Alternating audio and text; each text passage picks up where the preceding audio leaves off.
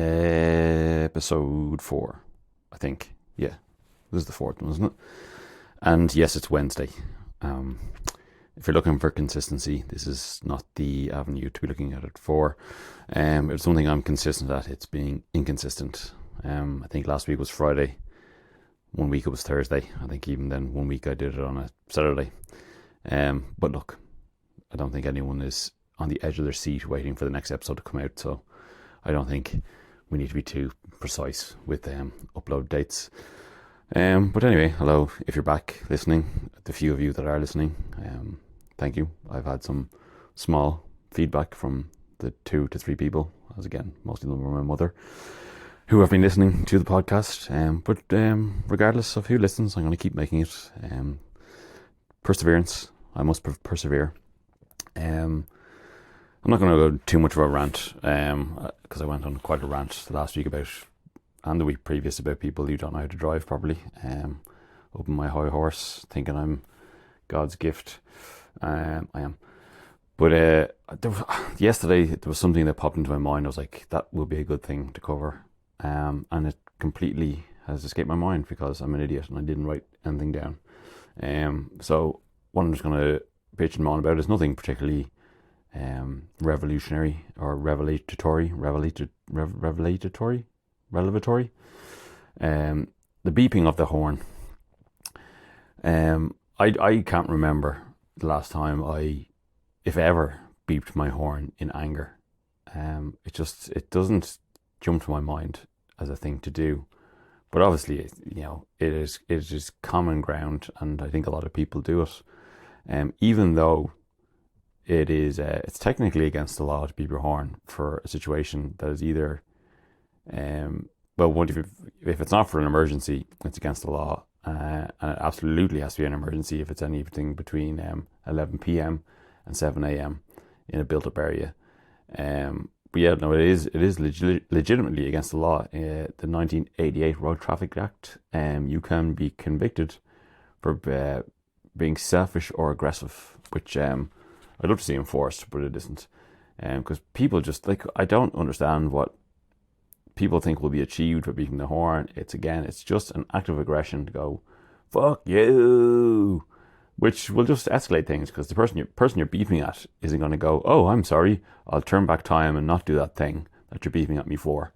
And if anything, they're just going to retaliate and do something back to you. And the cycle of aggression will just continue and continue. But the reason this really popped into my mind was because I was at the junction along the quays at the O'Connell Bridge. Sorry for my stutter. And I was turning left to go towards College Green, which I know you're not supposed to. Well, you can turn left onto, would that be Westmoreland Street, or is that Delir Street? That's Delir Street, isn't it? Anyway, I'm terrible with street names. I was turning up left there, but the lights were red, and there was a coach of some description to my right. It was quite a warm day yesterday. It was 17 degrees according to the temperature gauge in the van I was in, which obviously you take with a pinch of salt. But it was a warm day for early spring. So I had my window down because my van doesn't have air conditioning, which is the topic for another day. And as the lights turned green, there was a gentleman crossing the road, and he was almost the full way across, but he was not quite there as the lights went green. And the fucker in the coach, because I wasn't aware of the man crossing or looking in that direction, because I was just waiting for the light to go green and turn left. But the guy in the coach stood on his horn, and it was a proper oil tanker foghorn levels of loudness, and it made me absolutely shit myself. And I was like, what did you expect to do? Like, the guy was almost across the street. It's not going to make him move any quicker. It was just another form of aggression for no reason, and it pissed me off, and I wasn't even involved in the situation. I'm going to leave it there, because, as I said, the beeping of the horn, it's nothing relevatory to anyone listening to this, if you're listening to it at all, because this is a terrible quality piece of audio content. On to actual motoring news. What's been going on? New cars, I suppose. The only thing that's really happened since I last talked to you was some journalists have had their hands on the new Maserati Gran Turismo, the launch edition being the Trofeo, which is a additionally sporty version of the GT. Styling wise, it's not a million miles away from the old car, although the old car looks better than the new one, which is not an uncommon trend in new cars. It's not terrible looking. It's still a good looking car. It's just lost a little bit of the finesse, I think, of the outgoing model. But the thing that's different from the previous model to this new one is it's no longer a V8. It's a V6. It's the turbo V6 that's in the MC20. So anyone who's driven that car has said that the drivetrain is pretty spectacular. So while that sonorous V8 is gone, I don't think you're being shortchanged with that new V6. And apparently it's pretty decent to drive. Dynamically, it seems to be leaps and bounds better than the old Maserati Gran Turismo, which apparently wasn't all that great around the twisty bits. But I'm only basing this on other people's words because, of course, I have never driven one. Other stuff. Weissman. I'm sure you're pretty aware of Weissman if you're a car nutter, but if you're not, Weissman is like a German. Who would you equate them to? They're a German sports car company, I suppose, in a similar-ish vein. Well, now you couldn't really compare them to Caterham, but they make lightweight-ish two-door front-engine rear-wheel drive sports cars, and they kind of have a retro futuristic kind of British sports car look to them. If you're aware of them, you'll know exactly what I'm talking about. And if you're not aware of them, just give them a Google. They kind of have like a retro futuristic look of, say, a Jag XK120 kind of thing. And they've been running the S. What's the V8 that's in the M? I should know this shit. The S62 V8 from the E39 M5. They've been running them similar to Morgan. Actually, yeah, Morgan would be the best equivalent to Weissman. They've been running the S62 V8 for many a moon, and the accompanying gearbox in their sports cars, and they weighed a shit ton less than E39 M5, and apparently they were pretty good. They're not particularly a common sight in these parts of the world, or even in the UK. I'm not even 100% sure if they ever made them in right-hand drive. I'll stand corrected on that one. But they kind of disappeared. I think they probably went under because the market for low-volume, hand-built sports cars is it's a tough game. Hats off to anyone who has survived. I think they went under, and I'm not sure if someone bought the rights to the name or it's the same company again. I probably should have done some research, but it is back, Weissman. With a similar looking car to the ones of the past. It's been slightly modernized, but you wouldn't mistake it for anything else. But gone is the V8, and being replaced with an electric motor. So there's going to be an electric sports car. They're talking serious figures for performance, range, etc. And it's going to be heavier than the combustion car, but not massively so. And all their promo work they've done, one that's called the Weissman Project Thunderball, which is a hilarious name, but in a good way. It's good to see a bit of sense of humor in the motoring world every now and again. All their marketing gumph and build up to this new EV sports car seems to have worked because their order books are sold out for over a year. So it'll be interesting to see when a production version or even a pre-production version becomes available to those who get to test it. I'll happily do it if you're listening, Weissman. Because no one has really brought a bona fide electric sports car. A few journals have given a pre-prototype version of the said new Maserati Gran Turismo. There's going to be an electric version of that, which I think is called the Folgore. I won't go too much into that because I mentioned before Matt Pryor drove one, which seems promising enough. Obviously, there was the Tesla Roadster, but that's many moons ago now, and technology has come on leaps and bounds, and I'm sure it wasn't great. And then obviously the next Cayman and Boxster are going to be electric, but they're not here yet. Has anyone else done? Nobody else has really done an electric sports car. So it'll be interesting to see, because unfortunately, it is looking like we're heading into an electric future. But then again, maybe not, because both Harry Metcalf and Karen Classic did in the last week or two. They both did videos on synthetic fuels. And they had, the classic Carn Classic had one of the representatives from I can't remember the name of the company. Look up the videos. I'm not spoon feeding you everything. I'm also lazy, but yeah, the synthetic fuels that they make, carbon neutral, obviously, which is the whole point of them. And they can be put into anything with a combustion engine. So, heavy machinery, aircraft, but most importantly, classic cars and modern cars without any modification.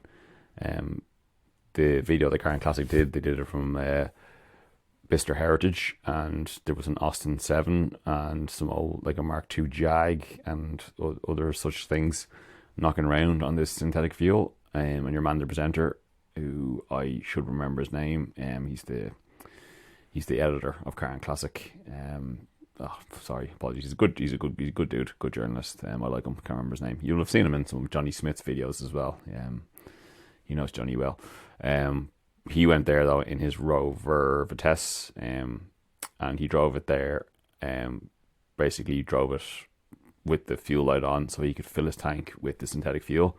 And he drove 100 miles home on the synthetic fuel, and he said he noticed absolutely no difference. It was just like driving with normal petrol. Performance was the same. I think as well, something to do with the volume. Harry said this in his video. Again, don't watch his video. Don't be listening to me. Something to do with the volume is you actually get more fuel because it's more dense than petrol. I don't know the science behind it, but anyway, yeah.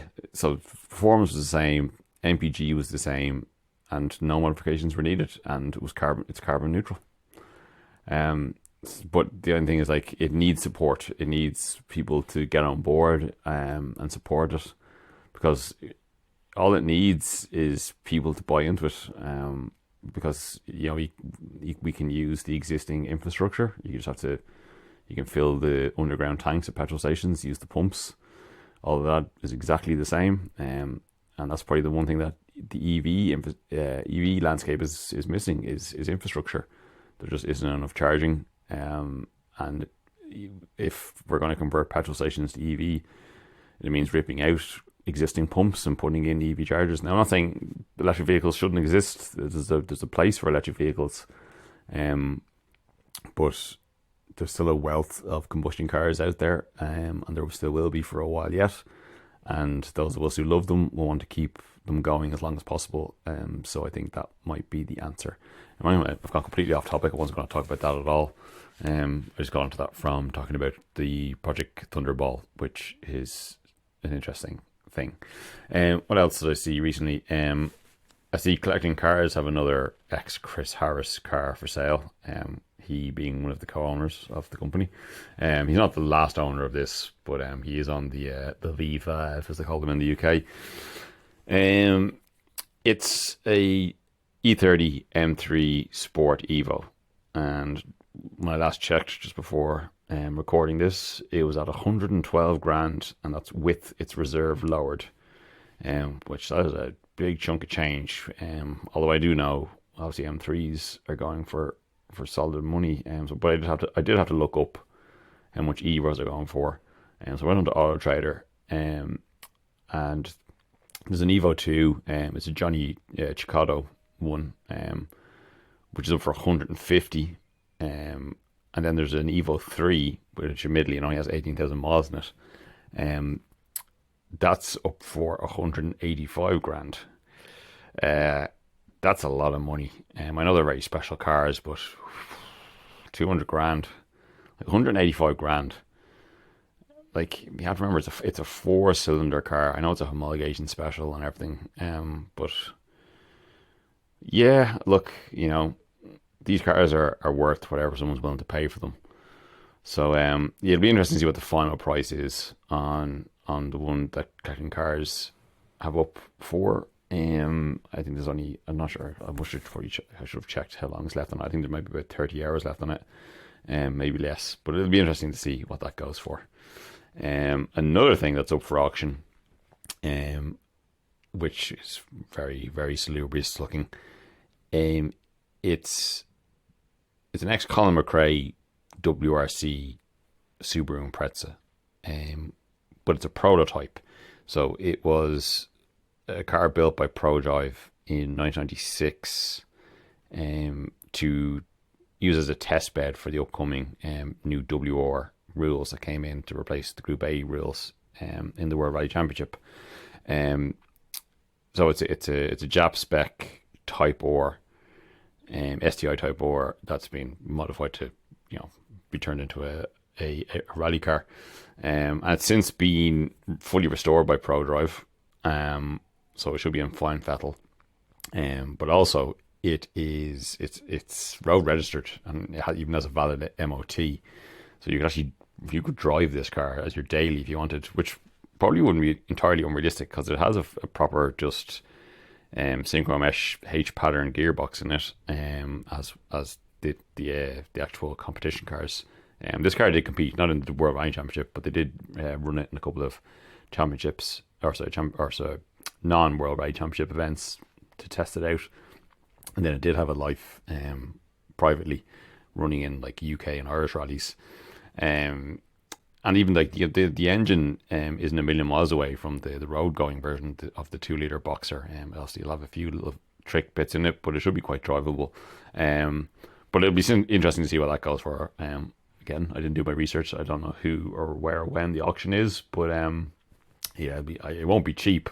That's for sure. Just the fact that it's a ProDrive WRC Impreza that was driven by Colin McRae, that alone is enough to jump up the price, despite the fact it wasn't actually a championship car, but it's a prototype. Yeah, it'll be interesting to see what that sells for, but what a cool piece of machinery. And then speaking of motorsport, I better talk about some more motorsport news. The last time I spoke to you was the first day, or was it the second? Yeah, sorry, the second day of Rally Sweden, which was great. It always is entertaining. Snowy, so it's all slidey, Scandi flick, jump filled deliciousness. When I was speaking to you last time out on last Friday, our very own Irishman, Craig Breen, was leading by about 10 seconds. Now, unfortunately, he lost the lead on the second day. Nothing else, just Oitanak just had a lot of pace on the second day. He just had a bit more pace than Craig. But Craig was running a strong second.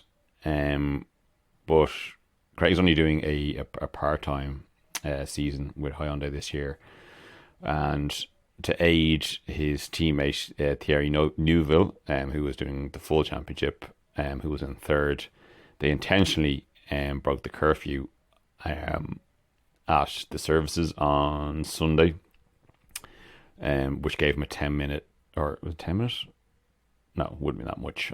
10 second, I assume, time penalty, which dropped him behind Neuville on the road. Completely a tactical thing, nothing wrong with that, fair enough. Those are the rules, that's the game, that's fair enough. But then Thierry Neuville made a bit of a hash of the final stage, and obviously Craig was already on the road, not too far behind him, so he wouldn't have known. He'd made nothing major. He slid a bit wide at one of the bends and clipped one of the snowbanks.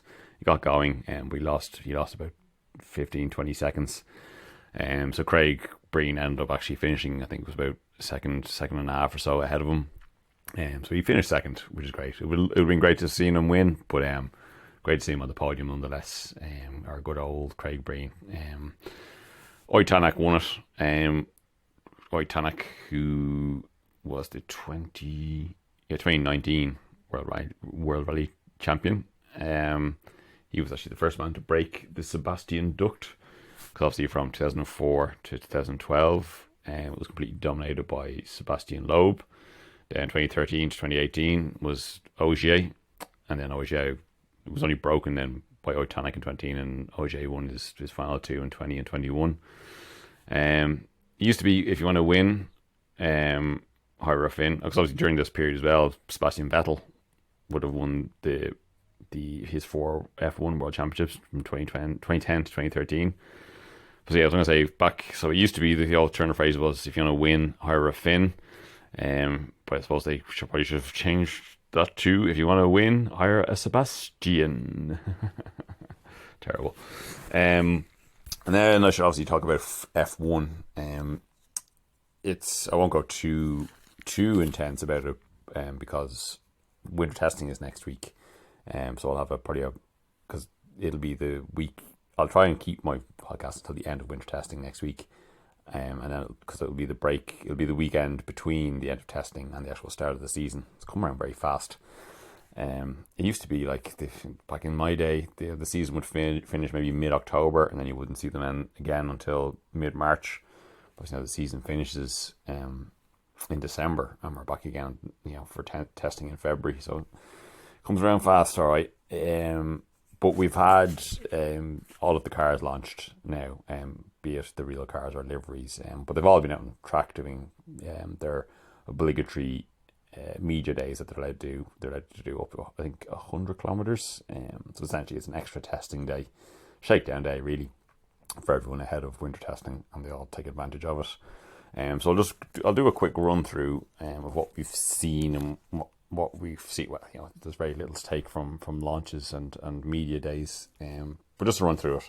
And I'm going to go through reverse championship order from last year, because I can't remember exactly the right order of how they did their launches.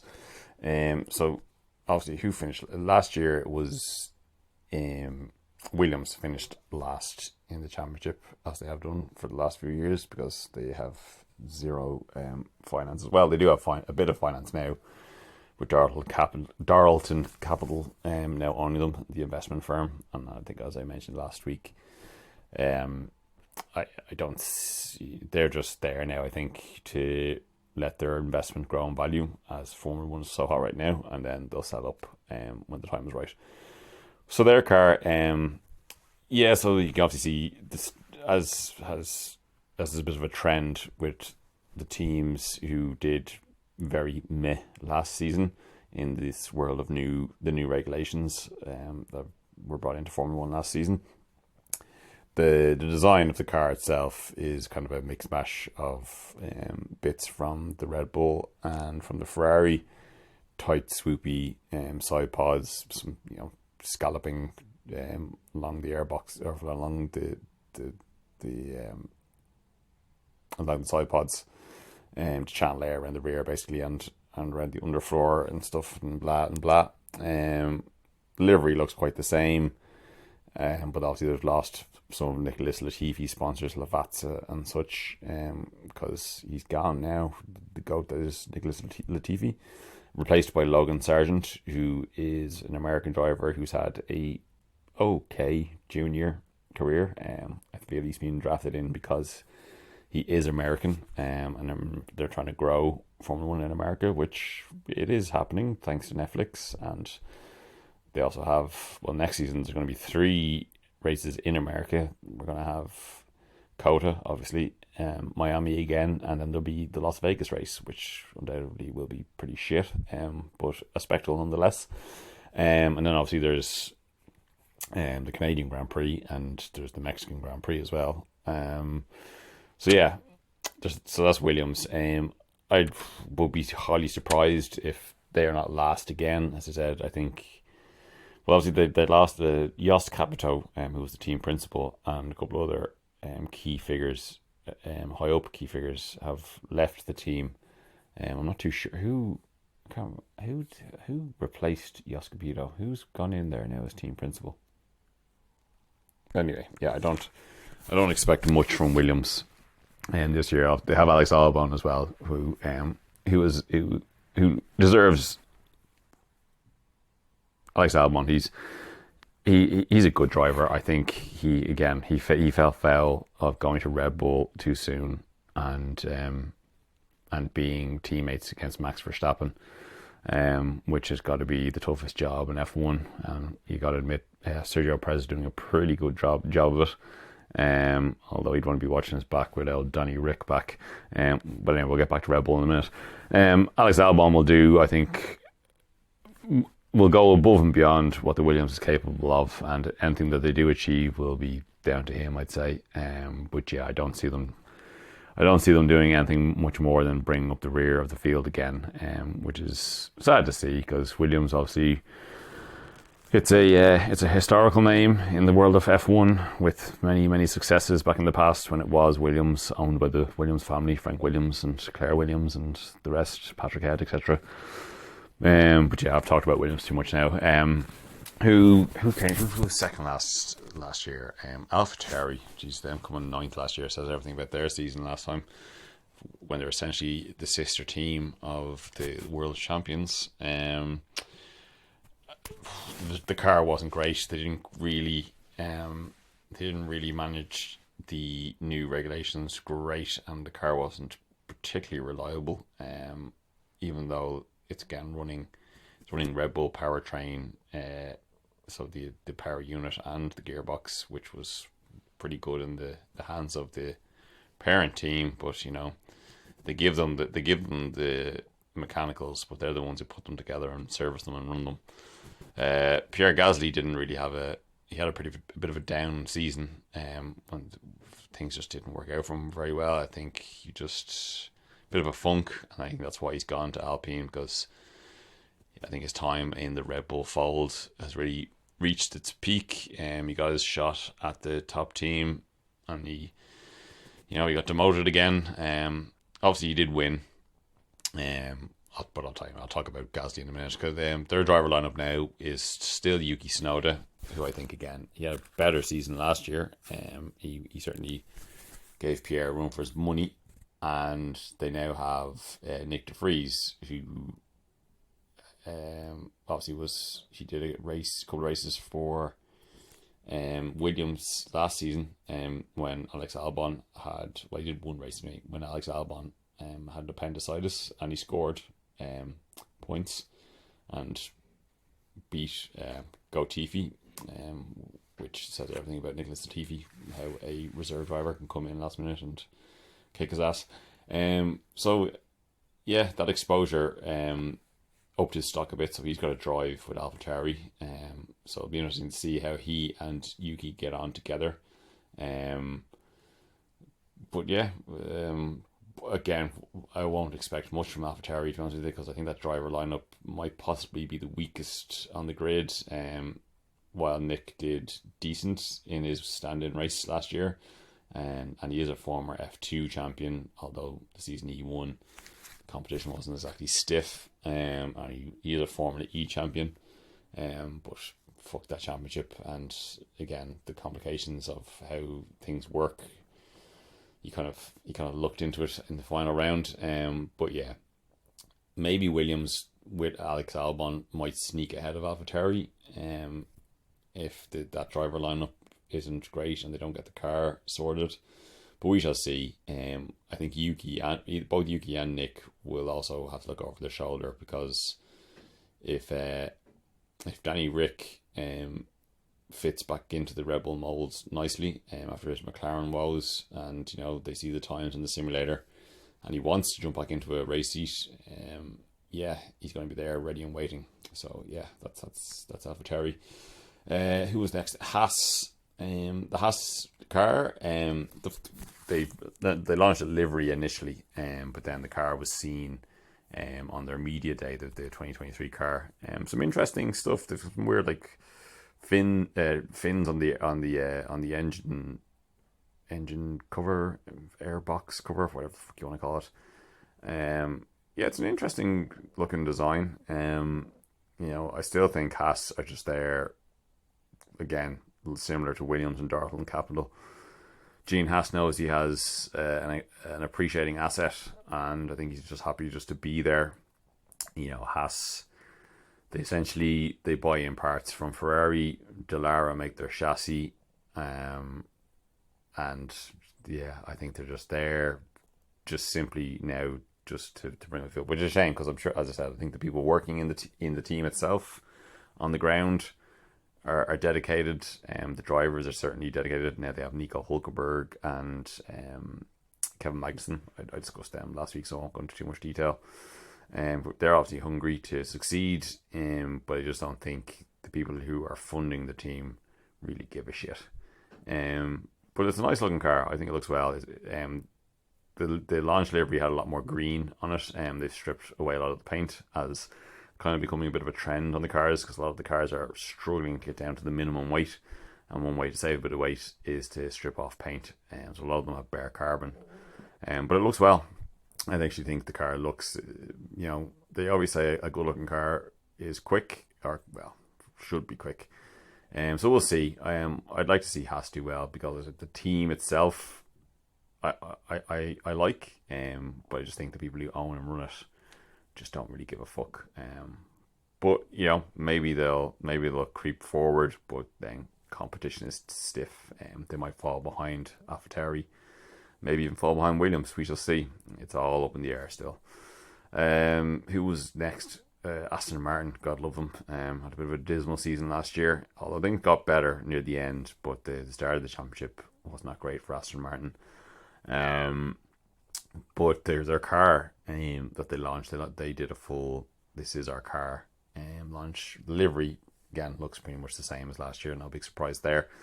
But the car has had a big overhaul compared to last season, aerodynamically. So they've gone for a much more Ferrari style side pod approach, with a real kind of cut out scallopy kind of look. They obviously now have Fernando Alonso, who replaced the retired Sebastian Vettel, and they have Lance Stroll, whose father owns the team. So that dynamic should be interesting. Aston Martin are either going to have an absolutely unbelievable season, and they will finish best of the rest, maybe even beating possibly Mercedes and Ferrari if they have a shit storm, which I don't believe they will. But they could at least finish best of the rest with the backing they have. James Fallows, is that James's name? James Fallows, the guy who essentially designed the last few championship winning Red Bulls. He got poached by Aston Martin, but he was on gardening leave up until April of last year, so he didn't have a huge amount of influence on last year's Aston Martin. But this car very much will have his fingerprint on it. So yeah, and then they have Fernando Alonso, who will get the best out of the car. So unless the team fuck him over, or if Lance gets some priority for some reason, you'd have to assume Alonso's going to wipe the floor with Lance. But yeah, we shall see. It'll either be absolutely spectacular season, there'll be best of the rest at a minimum, and things will be brilliant, or it'll implode on itself and there'll be seventh all over again. Who else? Alfa Romeo. Again, the car is kind of it's a mix mash design of kind of the Red Bull and Ferrari influences. They were the one, they launched their 2023 car straight away. It wasn't just a livery launch, so we got to see that pretty soon off the bat. They still have Valtteri Bottas and Zhou Guanyu as their driver lineup. Zhou had a pretty decent rookie season, and Valtteri, he performed pretty decent, considering his drop from the championship winning team at the time to a somewhat midfield team, backmarker midfield team. The colour scheme of the new livery is definitely easing us into, well, one, it's again to strip paint and use exposed carbon, but now being rather than white and red, it's black and red, which is easing us into this soon to be Audi liveries when that team becomes the Audi F1 team. Again, hard to really judge where Alfa Romeo will be this upcoming season. Again, testing will give us more of an idea, but I feel they'll be jumped by Aston Martin at least. But also the potential of Haas and AlphaTauri jumping them is now the round's possibility, or they could be on a roll and they could be fighting up the front of the midfield. That's a good thing about like F1. Well, I know good isn't the word to do it, but there's the top three, then there's the midfield battle, and then there's always one or two bringing up the rear. But the midfield battle is always super close, and I think it's just as interesting as the fight for the top positions. Alfa Romeo, hard to read where they will be, but interesting. We shall see. McLaren finished 5th last year. Their car and livery doesn't look a million miles different from last year. They still have Lando, who unfortunately we have really yet to see, I think, the best of Lando, because he's been at McLaren and it's been an okay car. 4th and 5th, I know 4th is best, will be best of the rest. But again, I think they got best of the rest because Lando outperformed the car over the last couple of seasons. And he's being joined by Oscar Piastri, who's replacing Danny Rick, who Piastri was supposed to go to Alpine, but then Alpine fucked up his contract. So now he's at McLaren. But yeah, Piastri's pretty shit hot. He won pretty much everything in his junior career. So it'll be interesting. Him going up against Lando will be a good measure of his performance. I have to assume Lando will still have the legs on him due to his experience, and Lando is very much on an upward trajectory when it comes to his development. But pretty decent driver pairing, even though he is a rookie, and Lando, although Lando will be in his 5th season, I think, this year. The sad thing though is even at the launch, McLaren Andrea Stella, who's taken over from Andreas Seidel, who has gone to... Where's Andreas gone to? Has he gone to Alpine? No, he's gone to Alfa Romeo Sauber, isn't he, as CEO? He's been brought in there really to get Audi up to speed. I think he'll be Audi's man when Audi come in full steam. But yeah, he's been replaced by Andrea Stella, and he was saying at the McLaren launch that they aren't entirely happy with the car already, from what they've seen in the wind tunnel and on the simulator, and they're already talking about needing to bring developments to the car.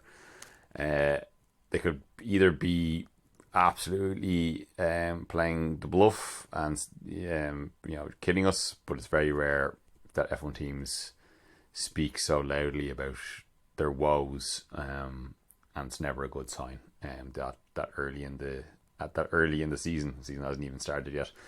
So yeah, it could be a tumultuous year for McLaren if those words are to be taken quite literally. So we shall see how that plays out. They could drop down the order, because they went from finishing best of the rest in 2020 and 2021. They dropped down to 5th in a pretty close battle with Alpine. But they could possibly slip down the order again if a couple of the other midfield teams up their game. But again, we shall see.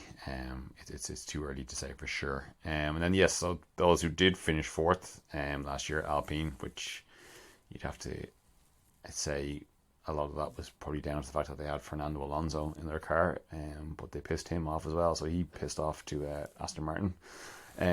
Alpine, it'll be hard to know what the crack is with Alpine until we see winter testing and the early days of the season. Esteban Ocon and Pierre Gasly will be driving for them. The car, again, it's hard to receive. They haven't. Did they do an official launch? I'm not sure if they did, but it's been out on track for the show day. for their media day. I mean, livery looks the same, but there's only I don't know, actually there was some good shots of it out on track. Again, it's kind of gone for a mix mash of the good bits of the last year's Ferrari and the Red Bull. Esteban Ocon and Pierre Gasly will be an interesting pairing. Pierre Gasly will have to really show his mettle this year after a pretty lackluster season last year. And now that he's in a new team, he'll have to stamp out some talent that we think he has. Sorry, I don't know. I really should stop doing this after work. We've gone brain fade. But yeah, Pierre Gasly and Esteban Ocon famously didn't get along in the past. Two French drivers who just have tripped over each other in their junior careers and even in F1, to the point where they were cropping each other out of Instagram photos. But they're saying that's all under the bridge and playing nicey nice for the PR game for Alpine. But that could get spicy pretty quickly. But also Gasly and Ocon, okay, they're both race winners, albeit once and in strange circumstances. Pierre won the Monza Grand Prix, Italian Grand Prix, I should say, in 2021, and Esteban Ocon won the 2021. No, sorry, Gasly won in 2020, and then Ocon won in 2021 the Hungarian Grand Prix. Fucking years are all over the shop. Anyway, they both won a race, but through strange circumstances. They both seem to be good talents, but they've yet to really prove their entire worth. So yeah, for those two drivers for that team, they have a lot to prove. And again, we shall see. I'm just spitballing as a kind of as a preview towards the upcoming season. God, this is a dreadful podcast. And then the top three. So Mercedes obviously finished third last year, which is a strange turn of events for them after all their success. But as I said, they fundamentally got the new regs wrong. They're going back to a black livery, as they did for a couple of years in and around the pandemic, 20 and 21. They went back to their usual silver colour last year, but now they're going back to the black. I don't know if that's thanks to Lewis Hamilton's influence, because they went black as part of kind of the Black Lives Matter movement, and maybe Lewis has insisted on it, or maybe they've decided, like a lot of the other teams, that if your car is black, you don't actually have to paint it. You can just leave it bare carbon and save yourself loads of weight. It is a good looking car, I must say. They've gone away from that no pod design they went for last year. They've still gone for a vertically mounted side pod opening rather than a horizontal one. But they're much more boxy than the no pod, as it was referred to as from last year. You'd be mad to bet against Mercedes having a season as bad as they did last year, which eventually inevitably did pick up near the end. George Russell did win the Brazil sprint race and the main race, although it did the track did complement the car, but they will have learned from their mistakes last year. So yes, Mercedes will definitely come back strong. Whether they're strong enough to jump ahead of Ferrari and Red Bull is another thing. But again, we shall see. Winter testing will give us more of an idea. But yeah, we shall see. The only thing, I think the biggest problem Mercedes will probably have, if the car is competitive, will be the fact that they have Lewis Hamilton, who is obviously an incredible talent, 7-time world champion, and has still got what it takes. And then they have George Russell, who clearly is a talent and now a proven race winner, but obviously he's hungry and wants to prove, and he wants to win. So if the car is competitive, I could see the two of them taking points off each other, and that could be an implosion in McLaren. Mercedes. Similar to how Rosberg and Hamilton ended up before Rosberg stepped away. Yeah, their relationship, Hamilton and Rosberg's relationship, got very, very feisty very quickly when they started taking points off each other, and I feel a similar thing could happen between Georgie Boy and Lewis. Then we have Ferrari, who really, really, really should have won the championship last year. They by far and away had the quickest car. It was a great piece of design, but team mistakes let them down. Strategy. There was a couple of mishaps by the drivers, but then the biggest issue really was the fact that the car was unreliable. They had too many DNFs.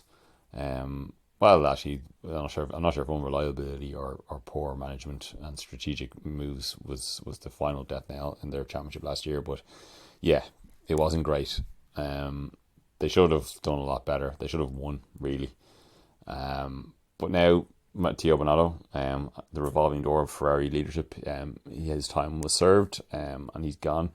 And he's been replaced by Fred Vasseur, who was initially with Renault and then did a stint at Alfa Romeo Sauber. He's now been drafted in as team principal at Ferrari. So we'll see. We'll see if a change of guard will work in favour at Ferrari.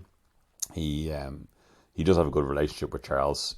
For some reason, Binotto just did not want to fully get behind Charles and insisted on, let the team race. It's blah blah blah. Equal. Sorry, excuse me. Equal footing, blah blah blah. But anyway, really, what needed to happen was get behind Charles, because Charles is well, he should be the future of Ferrari. Even though he's been there for a few seasons now, and basically, if they don't get the finger out soon, you could see Charles looking for a drive elsewhere, because he is clearly a super talent. But yeah, him and Fred Vasseur have a good relationship. He was there when Charles did his rookie season with Sauber, Alfa Romeo Sauber, and he nourished Charles, and Charles has a lot of time for Fred. So yeah, it could all work. The car looks great. It's an evolution, obviously, of last year's car, and there's some nice details on it. And they say that they've got the reliability sorted, and then they're back up to the power that they had at the beginning of last season before they had to turn down the engine to stop it from exploding. So if all the factors are there, there's no excuse really for Ferrari not to succeed. And the only thing standing in their way will be Red Bull, who are obviously current world champions. They initially released the car just with a livery which looks basically the same, and to announce their upcoming partnership with Ford, which I've discussed, so I won't get into too many details. They did do a media day, but there's very few good quality pictures. A few people got some very, very, very distant ones, which are just a bunch of pixels essentially. So obviously Red Bull run the ball with security of people not taking sneaky spy shots of the car while it was out on track. Again, an evolution, you'd have to assume, of last year's car with just some tweaks. But look, they're obviously the team to beat. Max is on a roll, the team are on a roll. So it will take a lot from either Ferrari or Mercedes to topple them again. But again, anything is possible in Formula 1. We shall find out when testing starts next week, and then we'll have the first race of the season in Bahrain shortly after that. So I'll get into more detail about where everyone is when winter testing is complete, and then we can look forward to the race. I'll start wrapping this up now, because I've been talking for, let me see now, I've been talking for, Jesus Christ, nearly 50 minutes. Fucking hell, I've rambled a lot this time. They tend to be around 30 to 35 minutes normally. So Jesus Christ, if you listen to this thus far, fair play to you, because again, I thought last week was terrible. This one was very bad. I'll try and up my game. I promise. I'll stick with it. So I'll finish off with my normal traditions. So first, my classified find of the week. A car that I kind of feel I want to buy myself, but there's a couple of issues. One, it's all the way down in Clonakilty, which, if I was to get someone to drive me down, we're looking at a 4-hour drive, which is a long way to go if it turns out to be shonky. And even worse, if I was to go down and, with a belief of actually buying the thing, and get public transport, it would take nearly 6 hours to get to Clonakilty. But what it is, it's a Mark 1 Ford Focus 1.6, which is kind of the one I've always been looking for. but it's the centenary edition, which is the special edition they brought out. So it has all the bells and whistles on it, to commemorate 100 years of Ford. I knew it was a limited run car, but I actually had no idea they actually only made 100 of them. And this was car number 69, no giggling, out of 100. The seller claims that it's not currently NCT'd. It's been out since October. Looking for 2,250, I think. And they said if the asking price is met, they will sell it with a full NCT and a valet. I'm tempted, but look, it's far away, and if it turns out to be a shitbox, that'll be a wasted journey. And I also said I wouldn't double down on cars again. I've done that a lot. I had 2 Volkswagen Polo GTIs. I've had 2 E39 5 Series, and if I bought another Ford Focus, that would mean I've had 2 Ford Focuses. But that's my classified find of the week. Just Google Centenary Ford Focus, done deal. You'll find it. My YouTube channel to recommend this week is a channel called Autoblog. It hasn't had a lot of content on it recently, but there is a back catalogue of stuff to go through. And the guy who runs it, he did post there just last week that there is some upcoming content. It's basically it's one man and his GoPro, just talking about the fleet of cars that he owns. He is I should remember his name. He'll mention it. You can look it up when you look up the channel. When you look for it, search. It's not Autoblog. Did I say Autoblog? Petrolblog is the name of the channel. Search Petrolblog and then search in the filters. Search by channel. It has a yellow background where black P is the logo. Because if you just type in Petrolblog, you'll get all sorts of bollocks. Because fair play to him for getting that name. I'm sure that was snapped up pretty early, but also it's a bit too generic. So you get all sorts of results. But anyway, yeah, it's one bloke and his GoPro and his fleet of scrap that he has, mostly French scrap and tat. But he has some other stuff. He has a Proton. He has he has a lovely 406 V6 coupe. He has a Clio, first gen Clio. He has an AX GT. He has a bunch of stuff. So yeah, give that one. It's proper nerdy stuff. He's one of us. So yeah, check out Petrolblog. It's I said, yeah, some upcoming content, but he's a huge back catalogue of videos that are worth delving into. And then finally, my tradition of recommending a song. This week it's going to be a song called Belize. It's off the album. It's a collaborative album called Cheat Codes. A collaborative album with Danger Mouse, who is probably one of the, if not the most prominent music producer of our time, I think anyway. Danger Mouse, did I mention his name? Yes. Oh God, Jesus Christ, this is terrible. I really do apologise. So it's Danger Mouse and Black Thought, who is a rapper probably most famously known for his time in The Roots. It's a collaborative album with them, but the song I'm recommending is the song Belize off the album, which is Danger Mouse, Black Thought, and a posthumous appearance by the late great MF Doom, who has the closing verse in the song, which is absolutely spectacular. Everything about the song is spectacular, but special mention to MF Doom, the late great MF Doom. So check that one out. I'll stop now because Jesus Christ, this one's nearly an hour long, which I'd be surprised if anyone manages to struggle through this one. But as I said, I'm just going to keep making it until I improve. This is essentially a self-help podcast for me. Yes, I'll stop now. I love you. Thank you for listening. Be safe. Be well. Talk to you again soon. Bye.